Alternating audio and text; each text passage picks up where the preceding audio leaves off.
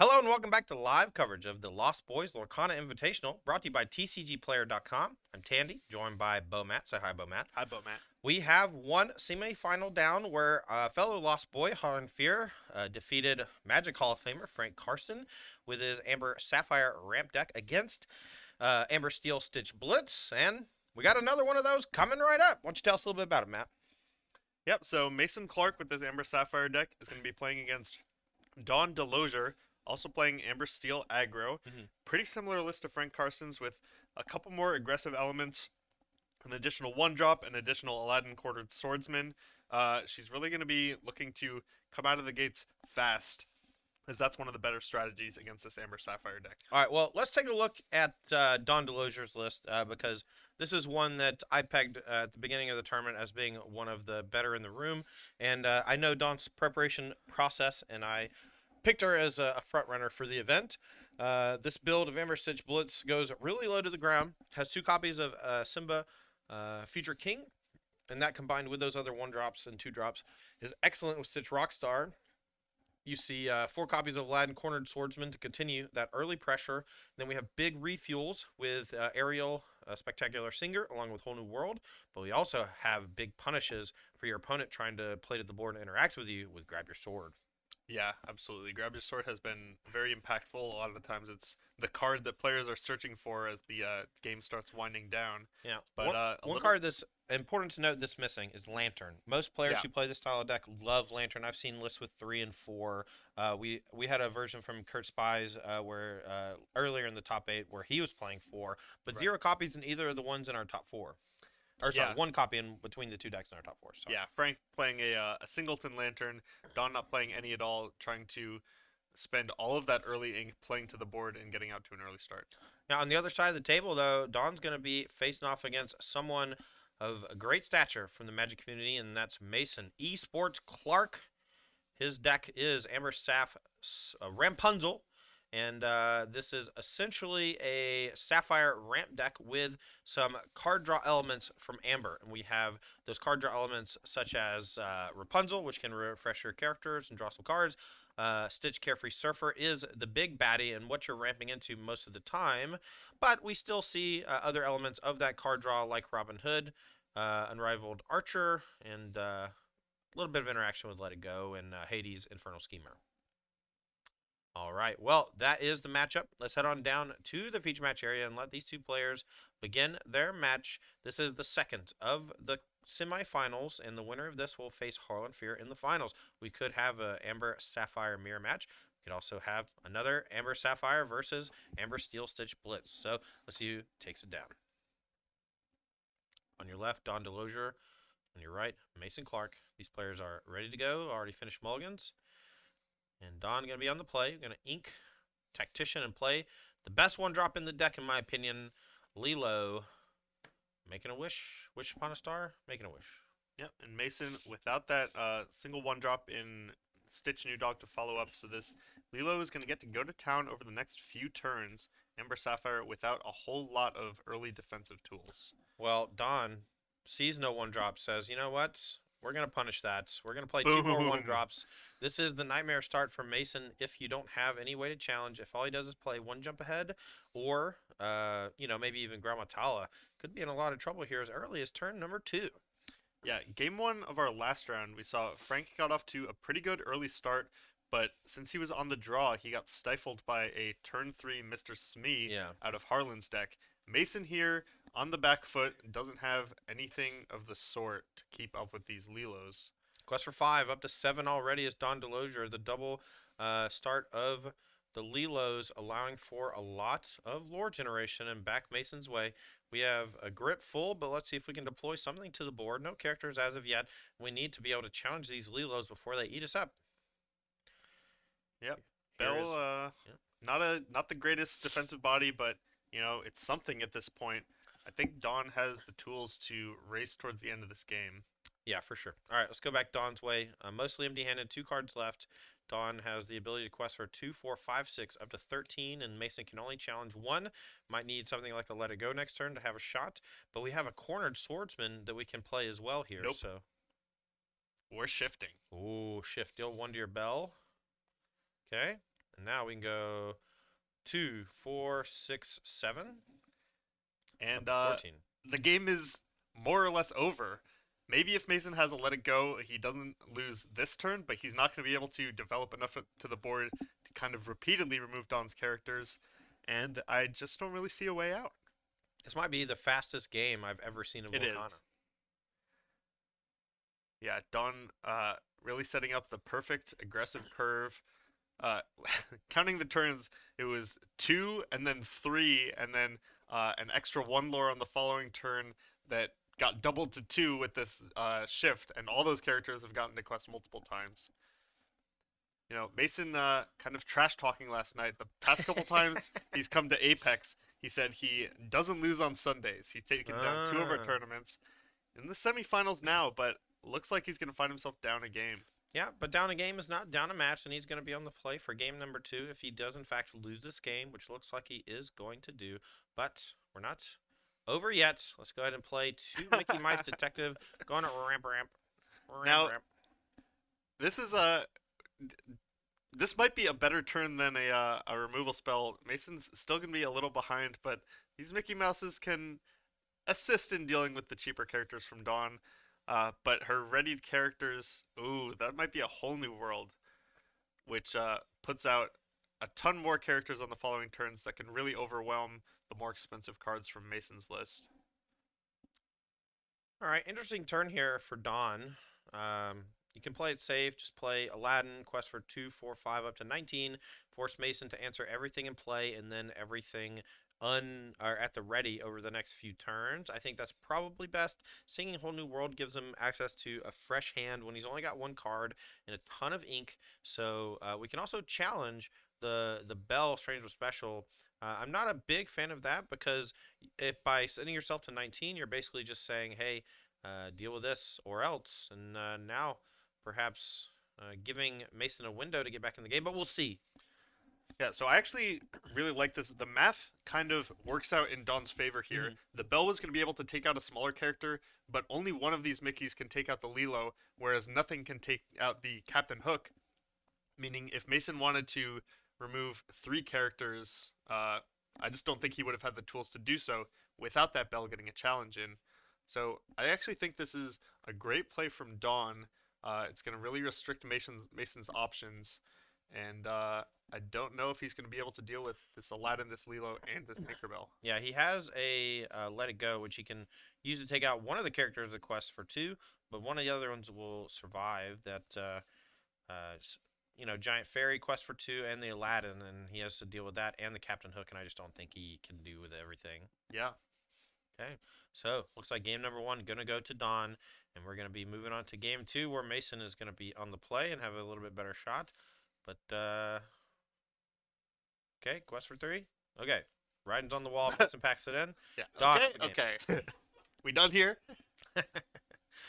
Okay, as these players are shuffling up and getting ready for game number 2, I'd like to thank Apex Gaming for hosting the Lost Boys Lorcana Invitational. This has been a very fun event, and I've really enjoyed partnering with them, not only in Lorcana, but also in Magic the Gathering.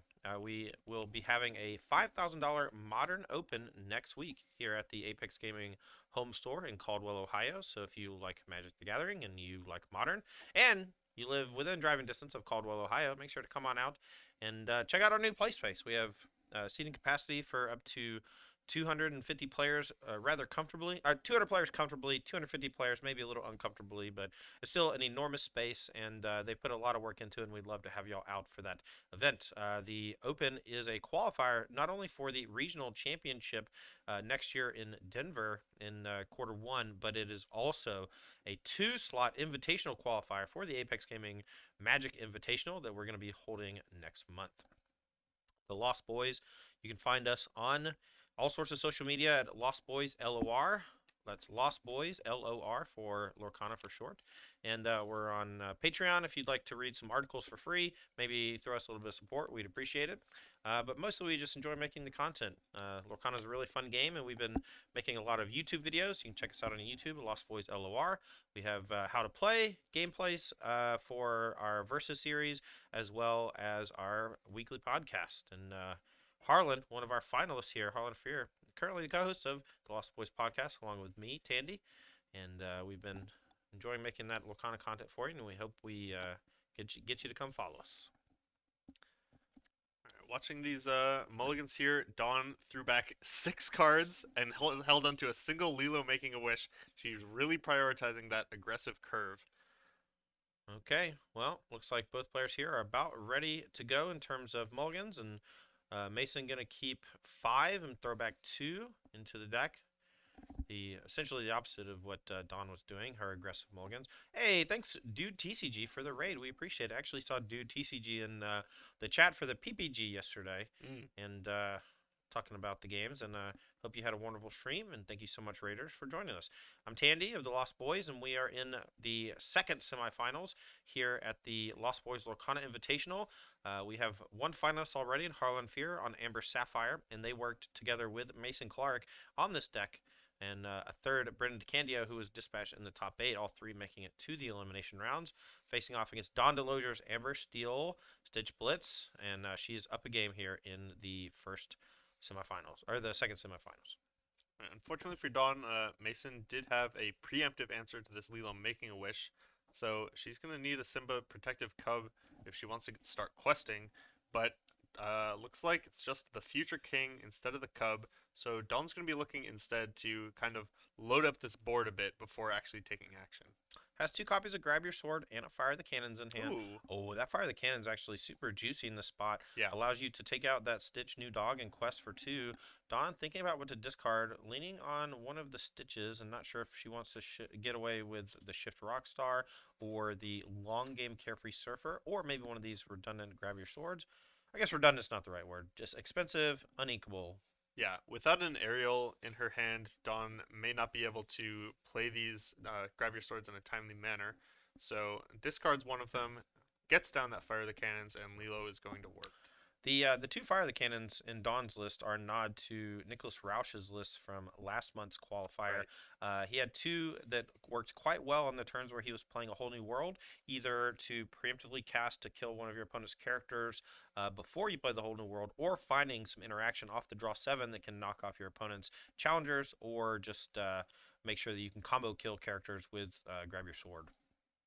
Great defensive start here for Mason. The first Stitch New Dog, followed up by a 1 jump ahead, and then 2 more characters that are ready to take down Dawns as soon as they quest. All right, no question here for Dawn, but we do deploy a Tiny Tactician, and this can loot. Can we get Tiny Tactician on the screen? This is one that we've seen quite a bit, but we haven't talked too much about the precursor to the Giant Fairy, but this Tiny Tactician is a 3-drop, 2/4 from Steel. You can activate it to draw a card, then discard a card. For those of you who play Magic the Gathering, that's a looter. And this is a Tinkerbell the Looter, and we use this as our precursor to the Shift Tinkerbell Giant Fairy in our Steel decks, and we use that to obliterate our opponent's board positions with the 1 damage to everything and the challenge. This character does have 4 willpower, which means it's difficult to challenge early on, so it can do some questing, but most of the time it's a shift target and a looter.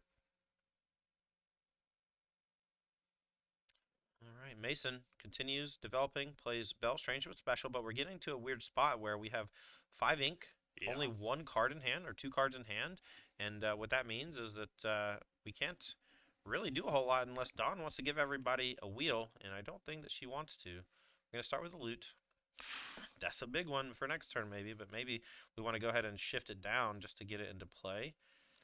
Yeah, most of the interaction for a Giant Fairy, even one that's exerted, like this one might be, from Mason, is going to be either Hades or Let It Go, which Dawn is pretty happy with. It'll get her some extra ink to maybe be able to use a whole new world effectively, but she doesn't have a whole lot of options right now. Discarded that first Grab Your Sword with the first Simba, and then after drawing a couple other songs off the top, is forced to use Tinkerbell to discard the second one. Yeah. Tight spot for Dawn. It's either do nothing or play tapped Tinkerbell Giant Fairy. I think tapped Tinkerbell Giant Fairy is fine, but Dawn says, I don't want you to know I have it yet. We're going to just loot and say go. Now, her hand, not great. 2 uninkable songs and a 6-drop that has shift, but can do something pretty damaging next turn to Mason if he puts himself vulnerable. But until Mason deploys something like Stitch Carefree Surfer, you just don't really care too much if you're Dawn. But this is a bit of a punish for not playing out your hand here. Is the Robin Hood, Unrivaled Archer, and Mason draws a card. And we'll see if he wants to do any questing. If Mason really wanted that card off the Robin Hood, even if Don had two cards in hand, Mason could have played two ink, but instead gets to just get that free card. One jump ahead, sung by Mickey, and down goes Tink. All right, well, we can. Oh, Don picks up a Aerial That's Spectacular nice. Singer. Yeah, that is nice. You play that this turn and look for a song to play. If it's a Be Our Guest, we can probably just ink it, and that'll allow us to hit our resources and hold on to the giant Tinkerbell for later. Couple Yeah. options for Don here. We can also just ink one of the two cards and play Grab Your Sword. That'll finish Bell, deal 2 to the Mickey, and then we can eat it with the Simba Future King. Yeah, I think Dawn is looking to prioritize efficient turns, uh, starting over the next couple to try to get some real board swings. And Ariel is very good at that. Finds the fourth copy of Grab Your Sword. So maybe best case scenario, Dawn gets to play two Grab Your Swords next turn, Yep. which could easily deal with most of what Mason has going on, unless he has a Surfer. Okay, going back Mason's way. One card in hand. Draws for turn. You Have Forgotten Me hanging out. That one is pretty Oof. scary. If you're Don, we'll see if he wants to deploy it. He can only play one card this turn. It's either the You Have Forgotten Me or I believe it was a Maleficent. We're going to make Nope. Don discard two. I think Mason's last card is a Let It Go, which he can actually sing off this Robin Hood. Uh, Dawn wisely keeping this whole new world because I don't think that's true. if Mason decides to play Let It Go, the whole new world would be really bad in Dawn's hand. I think not being able to play it for free off the aerial even. Oh, okay? Sorry, I misunderstood what you were saying, but yeah, I agree. The keeping Grab Your Sword in hand instead, so to help challenge the board instead of the draw 7, since you're kind of behind Right. on resources. Okay, Robin Hood gonna quest instead of singing that powerful interactive spell. Let it go. Dawn draws for turn, finds Stitch New Dog, can sing, grab your sword here, and then, or it could just cast it and then maybe send Ariel into the Robin Hood. I don't hate that play as well. It'll Yeah. clear most of things for Mason. This is a this is kind of an interesting game. We haven't seen too many of these. Usually, the decks our players have registered end up very high on resources at this point in the game. Right. But nobody's really cast a large card draw spell. Uh, Mason casting discard spells instead. Right. All right, here comes Hades Infernal Schemer. Nice top deck for Mason. We're going to bench the Lilo and quest for one and send it back Dawn's way. Challenging for one seems lackluster. Okay, well, here's a Tinkerbell Giant Fairy. That was a Nice. nice pickup. We're going to deal 1 to both characters. Get out the dice! Now we can quest with the Simba for 1. I'm not sure that's ideal, but it will force the Hades to challenge, probably. Yeah, this works out great for Dawn if Hades challenges. Well, Well, yeah. say that. Look, Mason only had so many cards, right? Yeah, Who knew he was going to draw a yeah. removal spell? All right, here's 2 more characters for Don. We are at parity in terms of lore total, but as far as resource total and quality of cards able to be top decked, I think the Amber Sapphire deck has a significant advantage here. Yeah. And we see Infernal Schemer number 2 drawn for the turn. We can play that or Bell Strangewood Special, but I think the Schemer here can play like a nice tempo roll, hit the Aladdin, but we're going to save that for a Rockstar or something else next turn, play the Bell and no ink, and probably quest for 2. Yeah, like you said, Mason kind of insulating himself against top decks from Dawn. Right. Sure, this Aladdin is going to maybe get to quest for 2 if Dawn feels like it, but Mason's board position is more than large enough to take it right back off the battlefield. So Mason's going to conserve his resources and just hold on to this Hades for a much better target. All right, let's get Bell Strangewood Special on the screen because this card is one of the focal points of this Amber Sapphire Rapunzel deck. And she was one of the chase rares in the very beginning whenever the set was first released. People were like, oh, ramp effects are quite strong, and this Bell Strangewood Special is a nice payoff getting up to 10 ink. But in order to get to 10 ink, often you have to do some really weird stuff. But Here, Mason using it as just a way to ramp up into the 7 drops. Here we have a carefree server that's going to come down but not draw any card, but it is a huge body that can quest for 2, and he has initiative right now, so it's important that he keeps leveraging that. Yeah. Dawn's last card in hand is now a whole new world, and Mason, Harlan, and Brennan's team, Bell is one of their answers to a whole new world, kind of letting them get a bunch of resources down and then play extra ink. And Dawn just decides, I know how good your Bell's going to be with this. I'm not even going to play it. I scoop. Yeah. Next turn, that was going to allow Mason to just quest for 9. Don saying, you know what? I'm not going to waste everyone's time. We're going to pack it in. Game number 2 goes to Mason Clark. But now we're going to have a deciding game number 3. Don DeLozier going to be on the play with that explosive Stitch Blitz deck. This Amber Steel strategy has been one of the first decks that we worked on when the set first came out. We noticed the synergy between Ariel Spectacular Singer and those powerful Steel 5-drop songs, and it made a lot of sense to leverage characters instead of other types of cards with a Whole New World because they're your win mechanism. You know, a lot of games you'll play a big spell like Whole New World that'll be a big draw 7, like Time Twister from Magic the Gathering, right?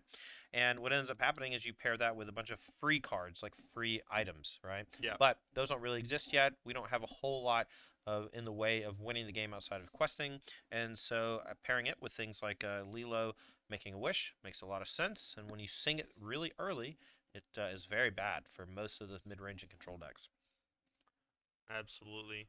So, expecting to see some big mulligans again from Dawn here as you look at her slide. Yeah. Accolades include Apex Invitational Qualifier Champion. It's the ATM machine thing again. AIQ means Apex Invitational Qualifier.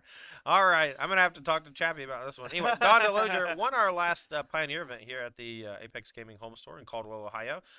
She works with the Squadron Hawks as their editor, and they're a team for Magic the Gathering. She has 2 NRG Series top 8s. Fun facts, favorite Disney movie is Mulan. What's your favorite Mulan song? Is it just... what's the main one from it? Be a man, make a man out of you. That's the popular one.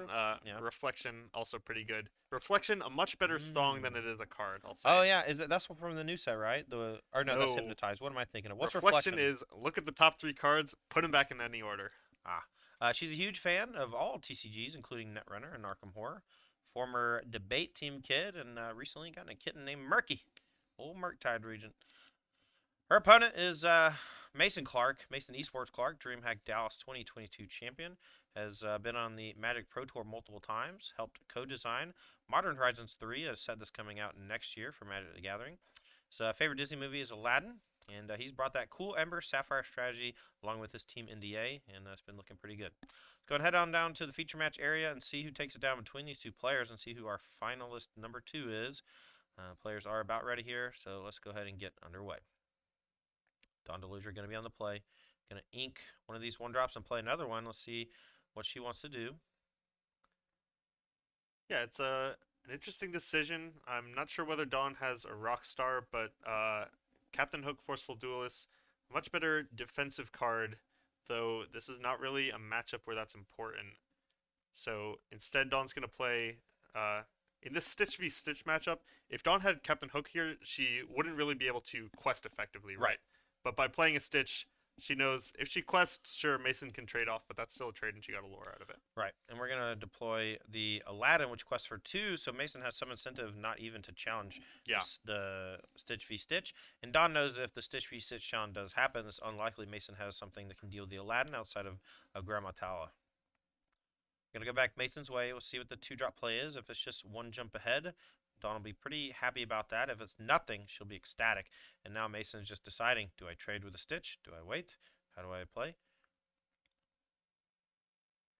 Dawn going to be trying to set up the next few turns. I see a hand that has Tinkerbell, Giant Fairy, and Tactician, so that could be the sequence she wants to go for to really punish Mason for trying to get interactive.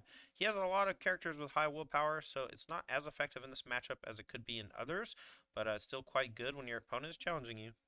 And even if Mason doesn't play out much of a board, we saw in game 1 of this matchup, Dawn played a turn 3 Tiny Tactician, turn 4 Giant Fairy, and quested with it right away.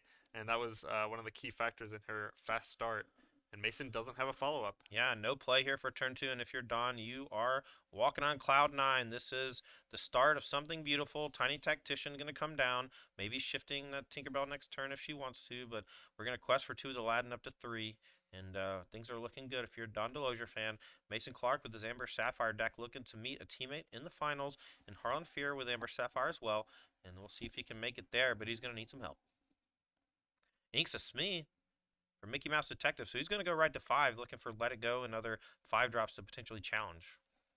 Yeah, and you aren't too unhappy from Dawn's side if you do end up shifting this Tinkerbell and it gets answered by a Let It Go. You get some extra ink, but then Dawn has to make sure she has enough plays to follow up after that extra ink comes down. Seems like Dawn might not even be interested in shifting. Oh, no, I lied. Okay, where we go. It's big. It's hard to challenge. Do we just quest for 2, or do we quest for 4 and allow the Mickey Mouse to trade with the Aladdin? Just questing for 2. Going to keep it a little safe. Now we're going to go back Mason's way. If Dawn draws something like Whole New World, we can sing it off of that Tinkerbell, assuming that Mason doesn't hit it with Let It Go, but see what he plays for turn. It's a Bell Strange with Special. Another ink and a Grandma Tala. So explosive start here from Mason. Exactly what he wanted, considering Dawn didn't produce a bunch of characters on the previous turn. Okay, we're doing some maths. Quick maths. Yeah, Grandma can't do anything yet, but Mason using point out some interactions, maybe explaining his thought patterns to Dawn. Mason has a bit of a he does coaching. I don't know where I was trying to go with that, but Mason likes Mason likes I like turtles. Yeah. Mason is very good at explaining game concepts, let's say that. Looks like he was discussing the dynamics at play here between his and Dawn's characters. Okay, Dawn draws for turn. I know she has a Fire the Cannons. That combined with the Tinkerbell Giant Fairy can do some serious work. And Mason kind of opening himself up to the Tinkerbell challenge. Not necessarily, reckless, but understanding that if the Tinkerbell is questing, he's in some trouble. And if it's challenging, maybe he can bust it up on the following turn. And maybe he doesn't even care that much if the Mickey Mouse does die. The problem is it's going to deal 2 damage to something else, and then Fire the Cannons is going to knock it down. Yeah, so Dawn's here deciding which card to discard to Simba Future King. Kind of likes the Fire and Cannons and Aladdin Cornered Swordsman that she's got over the Be Our Guest that represents, a mystery character. So Right. I like this discard. She's going to get to play out the rest of her hand, take down this Mickey and this Belle, and keep up the pressure in a way that's pretty hard for Mason to effectively answer. And now you're seeing why Fire the Cannons is in the deck, in conjunction with some of those extra chip damage effects like Tinkerbell Giant Fairy. You're seeing exactly what it's able to do, combo killing that 2/4, knocking it down. Grandma Tala here, the only character for Mason, and he can use it to trade with the Aladdin Cornered Swordsman, but still 3 characters on the other side, including a giant Tinkerbell. And now we're going to play a Hades, Lord of the Underworld, getting back something from the grave, probably something that's inkable or that generates ink, and it's a Or something we can play. Right. Okay. I'm gonna send back.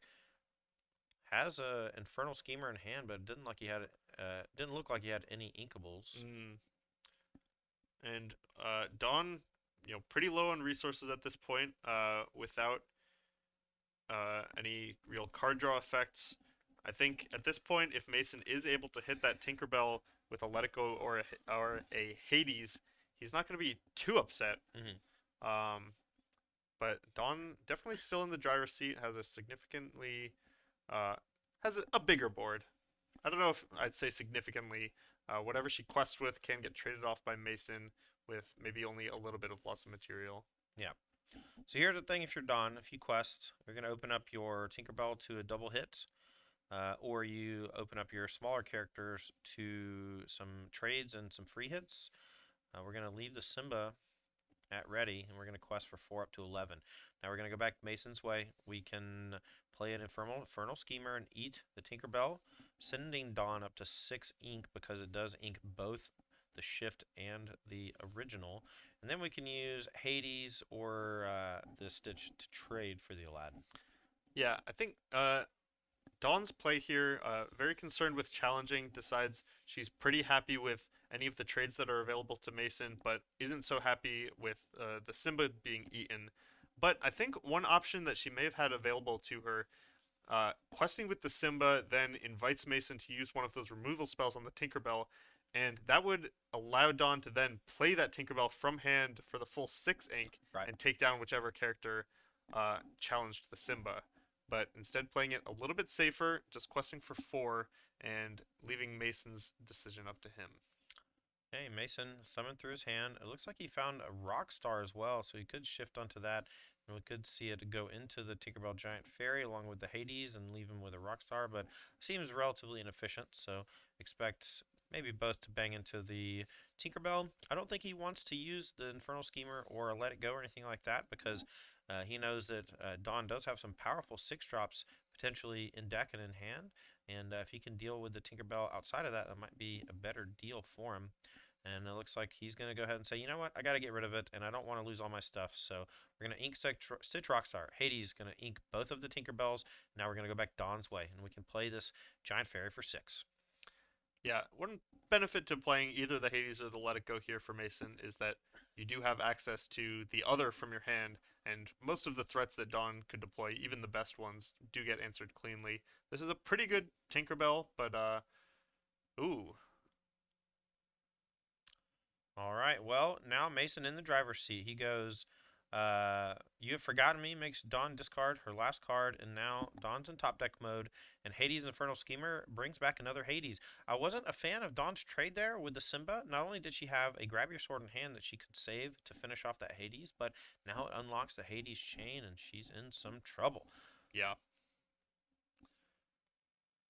And still a little too much willpower on this Hades Infernal Schemer for Dawn to be able to challenge with the Giant Fairy, putting Mason's board in a pretty commanding position.